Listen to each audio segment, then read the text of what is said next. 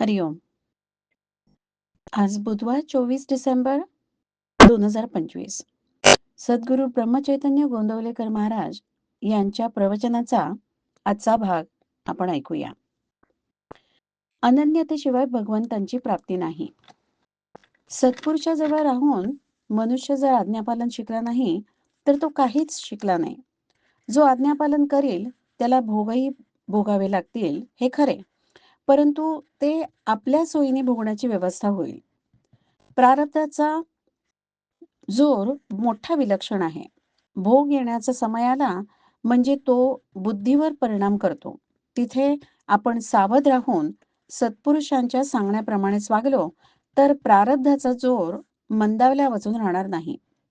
प्रारब्धाने बुद्धीमध्ये काहीही विचार उत्पन्न झाले तरी त्याप्रमाणे वागणे अथवा न वागणे हे आपल्या हातामध्ये आहे.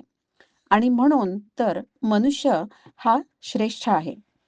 बुद्धीला आवरण्याची युक्ती साधायला आज्ञापालन हे सर्वोत्कृष्ट साधन समजावं. विकार हे काही मुळात टाकाऊ नयेत, ते भगवंतानीच दिले आहेत. म्हणून जीवनात त्यांना योग्य स्थान असेल. किंबहुना व्यवहारामध्ये विकारांची जरूर आहे, मात्र विकारांना आपण सत्ता गाजवून वापरायला शिकलं पाहिजे. विकारांनी आपल्यावर सत्ता गाजवता कामा नये. विकारांना आपण वापरावे, विकारांनी आपल्याला वापरू नये. पहिल्याने प्रपंचातली वस्तू हवी म्हणून भगवंतांवर प्रेम करायला लागावे. चिकाटीने ते प्रेम वाढवावे, म्हणजे नंतर वस्तूंचं महत्व निघून जातं आणि भगवंत तेवढा शिल्लक उरतो. भगवंताला एकदा धरला की कोणत्याही परिस्थितीमध्ये त्याला सोडू नये. त्याचे नाम घेतल्याने हे साधते. म्हणून नाम घेत जा असे मी सतत सांगत असतो. प्रपंचात आपण किती कष्ट करतो तितका मोबदलाही मिळत नाही. परमार्थात तसं नाही. परमार्थ जितका करावा तितके समाधान अधिकाधिक असते. ज्ञानमार्ग असो किंवा भक्तिमार्ग असो, खरा मी कोण हे ओळखण्यासाठीच सर्व साधने असतात.